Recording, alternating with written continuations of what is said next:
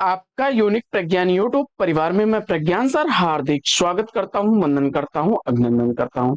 प्यारे साथियों, सुबह के 5 बज चुके हैं। जिस प्रश्नोत्तरी 50 का आप बेसब्री से करते हैं इंतजार, आपकी चहेती प्रश्नोत्तरी 50 लेकर के आपके बीच उपस्थित हूं। और जैसा कि आपको विदित है, प्रश्नोत्तरी 50 का मुख्य उद्देश्य आपके अध्ययन का आपको रिवीजन कराना। वन लाइनर शैली में 50 महत्वपूर्ण प्रश्नों को प्रतिदिन सुबह सुबह आप करते हैं रिवाइज। तो इस रिवीजन श्रृंखला से जुड़ने के लिए फटाफट वीडियो को लाइक और शेयर कर दीजिए। चैनल पर पहली बार होंगे तो चैनल को सब्सक्राइब करके बगल में बने हुए बेल आइकन से ऑल बटन को प्रेस करना बिल्कुल ना भूलें। तो साथियों, आज की प्रश्नोत्तरी 50 प्रारंभ करें उससे पूर्व देखते हैं आज का प्यारा सा सकारात्मक विचार। और आज का सकारात्मक विचार आपके लिए कि आपका आत्मबल एवं कठिन परिस्थितियों में लक्ष्य प्राप्त हेतु नित्य अभ्यासरत रहना ही आपकी सफलता की कुंजी है। दोस्तों, जीवन में अगर सफल होना चाहते हैं तो आपको कुछ नहीं करना है, बस निरंतर अपने लक्ष्य के प्रति कार्यरत रहिए और अपने आत्मबल को कभी भी झुकने मत दीजिएगा, गिरने मत दीजिएगा, हतोत्साहित मत होइएगा। और एक नई ऊर्जा, नई उमंग के साथ अपने लक्ष्य के प्रति निरंतर कार्य करते रहिए, सफलता निश्चित मिलेगी। और इसी मॉर्निंग कोट्स के साथ प्रारंभ करते हैं शायद प्रश्नोत्तरी 50 को और देखते हैं आज का पहला प्रश्न। किस कवि के समग्र काव्य में छायावाद, रहस्यवाद, प्रगतिवाद, प्रयोगवाद और नई कविता की विशेषताएं एक साथ मिलती हैं? जवाब में सूर्यकांत त्रिपाठी निराला चुना आपने, बिल्कुल सही जवाब। बढ़ते हैं दूसरे प्रश्न की तरफ। दूसरा प्रश्न आपके स्क्रीन पर। किस समीक्षक ने कहा छायावादी काव्य में भारतीय परंपरा के जीवन तत्वों का समावेश हुआ है? और दूसरे प्रश्न का सही उत्तर आपने डॉक्टर नगेंद्र को चुन करके बिल्कुल सही जवाब दिया है। बढ़ते हैं प्रश्न संख्या 3 की तरफ। तीसरा प्रश्न है, पुनर्जागरण दो जाति संस्कृतियों की टकराहट से उत्पन्न रचनात्मक ऊर्जा है, यह कथन किसका है? जवाब में रामस्वरूप चतुर्वेदी जी को आपने चुन लिया, बिल्कुल सही जवाब। आगे बढ़ते हैं और देखते हैं प्रश्न संख्या 4। चौथा प्रश्न है, गोल्ड स्मिथ द्वारा लिखा गया हर्मिट एवं डेजर्टेड विलेज का हिंदी अनुवाद या रूपांतरण किसने किया? जवाब में आपने श्रीधर पाठक को चुना, बिल्कुल सही जवाब। एकांतवासी योगी के नाम से हर्मिट का और डेजर्टेड विलेज नाम से उजड़ ग्राम नाम से श्रीधर पाठक जी ने अनुवादित किया था। पांचवा प्रश्न, बालकृष्ण शर्मा नवीन की पहली रचना आवाहन किस पत्रिका में प्रकाशित हुई थी? बालकृष्ण शर्मा नवीन की पहली रचना आवाहन किस पत्रिका में प्रकाशित हुई थी? उत्तर में आपने प्रतिभा पत्रिका 1918 ईस्वी को सेलेक्ट किया, बिल्कुल सही जवाब। छठवां प्रश्न, प्रश्न संख्या 6 कि रामधारी सिंह दिनकर की किस रचना को आधुनिक युग की गीता कहा जाता है? रामधारी सिंह दिनकर की किस रचना को आधुनिक युग की गीता कहा जाता है? जवाब में कुरुक्षेत्र को चुना आपने, बिल्कुल सही जवाब। सातवां प्रश्न, हिंदी के व्याकरण की शुद्धता और भाषा की सफाई का प्रवर्तक किसे माना जाता है? हिंदी के व्याकरण की शुद्धता और भाषा की सफाई का प्रवर्तक किसे माना जाता है? जवाब में आपने महावीर प्रसाद द्विवेदी जी को चुन लिया, बिल्कुल सही जवाब। बढ़ते हैं प्रश्न संख्या 8 की तरफ। और 8वां प्रश्न है कि उत्तरी भारत की संत परंपरा के लेखक कौन है? उत्तरी भारत की संत परंपरा का लेखक पूछा जा रहा है। जवाब में परशुराम चतुर्वेदी जी को चुना आपने, बिल्कुल सही जवाब। 9वां प्रश्न है कि गंगा स्नान करने चलोगे संस्मरण के लेखक कौन है? गंगा स्नान करने चलोगे संस्मरण किसके द्वारा लिखा गया है? जवाब में विश्वनाथ त्रिपाठी को चुना आपने, बिल्कुल सही जवाब। 2012 ईस्वी का प्रकाशन वर्ष है। 10वां प्रश्न है कि रजत शिखर गीत नाट्य के रचनाकार कौन है? रजत शिखर गीत नाट्य किसके द्वारा लिखी गई रचना है? जवाब में आपने सुमंत्रानंदन पंत जी को चुना, बिल्कुल सही जवाब। 1952 ईस्वी का प्रकाशन वर्ष है। प्रश्न संख्या 11 है कि हिमालय की यात्रा सूर्योदय का देश यात्रा साहित्य के रचनाकार कौन है? हिमालय की यात्रा सूर्योदय का देश यात्रा साहित्य के रचनाकार के रूप में आपने काका कालेलकर को चुना, बिल्कुल सही जवाब। हिमालय की यात्रा यात्रा वृतांत 1948 ईस्वी का, वहीं सूर्योदय का देश यात्रा साहित्य 1955 ईस्वी का प्रकाशित यात्रा वृतांत है। बढ़ते हैं आगे और देखते हैं प्रश्न संख्या 12। 12वां प्रश्न है कि मोहन राकेश द्वारा रचित किस नाटक को 1959 ईस्वी में सर्वश्रेष्ठ नाटक के लिए संगीत नाटक अकादमी पुरस्कार से सम्मानित किया गया? 12वें प्रश्न का सही जवाब आषाढ़ का एक दिन आपने चुना, बिल्कुल सही उत्तर। 13वां प्रश्न है कि अपने किस काव्य संग्रह की भूमिका में निराला ने छंद की मुक्त की बात कही है? अपने किस काव्य संग्रह की भूमिका में निराला ने छंद की मुक्त की बात कही है? और जवाब में आपने परिमल को चुना, तो राइट आंसर है। 14वां प्रश्न है कि वाद विवाद संवाद आलोचक के मुख से आलोचनात्मक कृति के लेखक कौन है? वाद विवाद संवाद आलोचक के मुख से आलोचनात्मक रचना का लेखक आपने नामवर सिंह को चुना, बिल्कुल सही जवाब। 1989 ईस्वी वाद विवाद संवाद का प्रकाशन वर्ष, वहीं आलोचक के मुख से 2005 ईस्वी की प्रकाशित रचना है। 15वां प्रश्न है कि कविता क्या है निबंध सर्वप्रथम किस पत्रिका में प्रकाशित हुआ था? शुक्ल जी का यह निबंध है सरस्वती पत्रिका में 1909 ईस्वी में प्रकाशित हुआ था।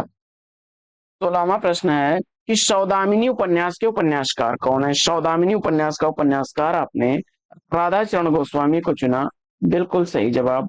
1893 ईस्वी इसका प्रकाशन वर्ष है। 17वां प्रश्न है कि युग की गंगा काव्यकृति का प्रकाशन वर्ष क्या है? युग की गंगा काव्यकृति का प्रकाशन वर्ष पूछा जा रहा है। केदारनाथ अग्रवाल उत्तर चुन करके आपने राइट आंसर दिया है। और 1947 ईस्वी युग की गंगा काव्य रचना का प्रकाशन वर्ष। प्रश्न संख्या 18। 18वां प्रश्न जयशंकर प्रसाद की किस कृति को पहले ब्रज भाषा में और बाद में खड़ी बोली में रूपांतरित कर दिया गया था? जवाब में आपने प्रेम पथिक को चुना, बिल्कुल सही जवाब। प्रश्न संख्या 19 है कि आरोह अवरोह आत्मकथा की रचनाकार कौन है? आरोह अवरोह आत्मकथा का रचनाकार पूछा जा रहा है। सुषमा वेदी उत्तर चुन करके बिल्कुल सही जवाब दिया है। 2014 ईस्वी इसका प्रकाशन वर्ष है। प्रश्न संख्या 20 है कि मैं हार गई यही सच है कहानी की लेखिका कौन है? मैं हार गई यही सच है कहानियां मन्नू भंडारी द्वारा लिखी गई हैं। मैं हार गई 1957 ईस्वी की प्रकाशित कहानी, जबकि यही सच है 1966 ईस्वी की प्रकाशित कहानी है। 21वां प्रश्न है कि वैश्या जीवन पर आधारित हिंदी का पहला उपन्यास कौन सा है? वैश्या जीवन पर आधारित हिंदी का पहला उपन्यास पूछा जा रहा है। और जवाब में 1889 ईस्वी का किशोरीलाल गोस्वामी द्वारा लिखा गया स्वर्गीय कुसुम व कुसुम कुमारी है। 22वां प्रश्न है कि धरती की सतह पर गजल संग्रह के रचनाकार कौन है? धरती की सतह पर गजल संग्रह किसके द्वारा लिखा गया है? अदम गोंडवी साहब को जवाब में चुन करके आपने बिल्कुल सही जवाब दिया है। 23वां प्रश्न है कि अलंकार दर्पण के लेखक कौन है? अलंकार दर्पण गुमान मिश्र द्वारा लिखी गई रचना है। प्रश्न संख्या 24 है कि छायावाद काव्य न रहकर केवल अलंकृत संगीत बन गया, यह कथन किसका है? छायावाद काव्य न रह करके केवल अलंकृत संगीत बन गया, यह कथन है शमिंद्रानंदन पंत का। आगे बढ़ते हैं और देखते हैं 25वां काव्यालंकार के रचनाकार कौन है? काव्यालंकार का रचनाकार आपने भामा को चुना और 6वीं शताब्दी इसका रचना काल बताया, बिल्कुल सही जवाब। 26वां प्रश्न है कि त्रिभंगिमा खादी के फूल काव्यकृतियों के रचनाकार कौन है? त्रिभंगिमा खादी के फूल दोनों ही रचनाएं हरिवंश राय बच्चन की हैं। त्रिभंगिमा 1961 ईस्वी की प्रकाशित रचना, जबकि खादी के फूल 1941 ईस्वी की प्रकाशित रचना है। 27वां प्रश्न है कि हटो वियोग के मेघ पंथ से स्वर्ग लूटने हम आते हैं, इन पंक्तियों के लेखक कौन है? जवाब में आपने रामधारी सिंह दिनकर को चुन लिया, तो राइट आंसर है आपका। प्रश्न संख्या 28 है कि प्रेम माधुरी काव्य रचना के रचनाकार कौन है? प्रेम माधुरी काव्य रचना भारतेंदु हरिश्चंद्र की है, जिसका रचना काल विक्रमी संवत 1932 ईस्वी है। चांद का मुंह टेढ़ा काव्यकृति के लेखक कौन है? चांद का मुंह टेढ़ा काव्य रचना गजानन माधव मुक्तिबोध की है। 1964 ईस्वी से रचना का प्रकाशन वर्ष है। 30वां प्रश्न है कि सच कहूं तो नाटक के नाटककार कौन है? सच कहूं तो नाटक प्रभाकर सोत्री द्वारा लिखा गया 1963 ईस्वी का प्रकाशित नाटक है। बढ़ते हैं आगे और देखते हैं अगला प्रश्न। प्रश्न संख्या 31। 31वां प्रश्न है कि संस्कृत का कोई भी शब्द मनचाहे ढंग से तोड़ मरोड़ कर तद्भव नहीं बनाया जा सकता। उपर्युक्त विचार किस विद्वान का है? संस्कृत का कोई भी शब्द मनचाहे ढंग से तोड़ मरोड़ कर तद्भव नहीं बनाया जा सकता। यह विचार है रामविलास शर्मा जी का। 32वां प्रश्न है कि बबूल और कैक्टस निबंध के लेखक कौन है? बबूल और कैक्टस निबंध का लेखक आपने रामदर्श मिश्र को चुना, बिल्कुल सही जवाब। बढ़ते हैं प्रश्न संख्या 33 की तरफ। और ज्यादा अपनी कम पराई डायरी के लेखक कौन है? ज्यादा अपनी कम पराई यह डायरी लिखी गई है उपेंद्र नाथ अश्क द्वारा।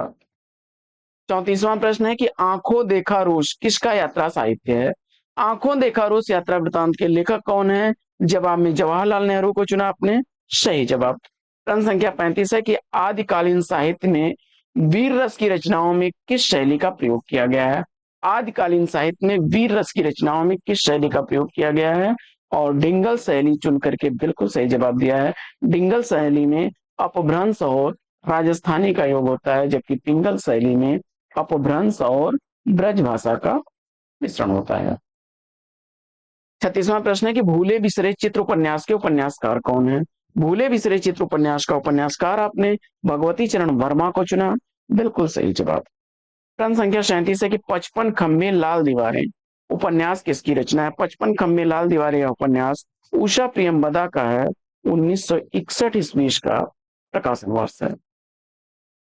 प्रश्न संख्या 38 है कि अनुराग बांसुरी किसकी रचना है? अनुराग बांसुरी का रचनाकार आपने नूर मोहम्मद को चुना, तो बिल्कुल सही जवाब।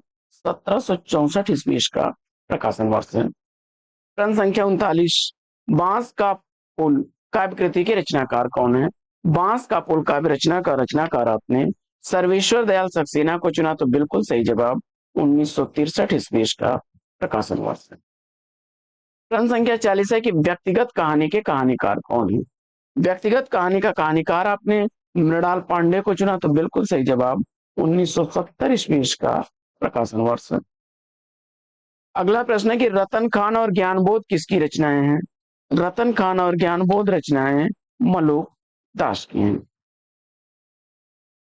प्रश्न संख्या 42 है कि काट का सपना कहानी के कहानीकार कौन है? काट का सपना कहानी गजानन माधव मुक्तिबोध द्वारा लिखी गई कहानी है और 1967 ईस्वी कहानी का प्रकाशन वर्ष है। अगला प्रश्न है कि सदाचार का तावीज निबंध संग्रह के लेखक कौन है? सदाचार का तावीज निबंध संग्रह हरिशंकर परसाई जी द्वारा लिखा गया 1967 ईस्वी का प्रकाशित निबंध संग्रह है। प्रश्न संख्या 44 है कि दिल्ली का दलाल उपन्यास के लेखक कौन है? दिल्ली का दलाल उपन्यास पांडे बेचन शर्मा उग्र द्वारा लिखा गया 1927 ईस्वी का प्रकाशित उपन्यास है। प्रश्न संख्या 45 है कि सुजान कुमार किस सूफी प्रेमाख्यानक का नायक है? सुजान कुमार चित्रावली का नायक है, उस्मान द्वारा लिखी गई यह रचना है। औचित्य को काव्य की आत्मा के रूप में प्रतिष्ठित करने वाले आचार्य कौन है? औचित्य को काव्य की आत्मा के रूप में प्रतिष्ठित करने वाले आचार्य क्षेमेंद्र हैं। बढ़ते हैं आगे और देखते हैं अगला प्रश्न। प्रश्न संख्या 47 है कि पतन चित्रलेखा 3 वर्ष आखिरी दांव उपन्यास के लेखक कौन है? भगवती चरण वर्मा द्वारा लिखे गए उपन्यास हैं पतन उपन्यास 1927 ईस्वी का, वहीं चित्रलेखा 1934 ईस्वी का प्रकाशित, जबकि 3 वर्ष आखिरी दांव 1950 ईस्वी का प्रकाशित उपन्यास। भाषा और समाज कृति के लेखक कौन है? भाषा और समाज रामविलास शर्मा की रचना है। बेकसी का मजार उपन्यास के लेखक कौन है? और बेकसी का मजार उपन्यास लिखने वाले हैं प्रताप नारायण श्रीवास्तव। 1957 ईस्वी उपन्यास का प्रकाशन वर्ष है। प्रश्न संख्या 50 है कि कुइयां जान उपन्यास का प्रकाशन वर्ष क्या है? कुइयां जान उपन्यास नासिरा शर्मा द्वारा लिखा गया 2005 ईस्वी का प्रकाशित उपन्यास है। तो साथियों, आज की इस पाठचर्या में लेंगे यहीं पर विराम। पाठचर्या कैसी लगी कमेंट्स करके जरूर बताइए। फिर मिलते हैं तब तक के लिए लेंगे आपसे विदा। आपका जीवन मंगलमय हो। Best wishes, best of luck. जय हिंद साथियों।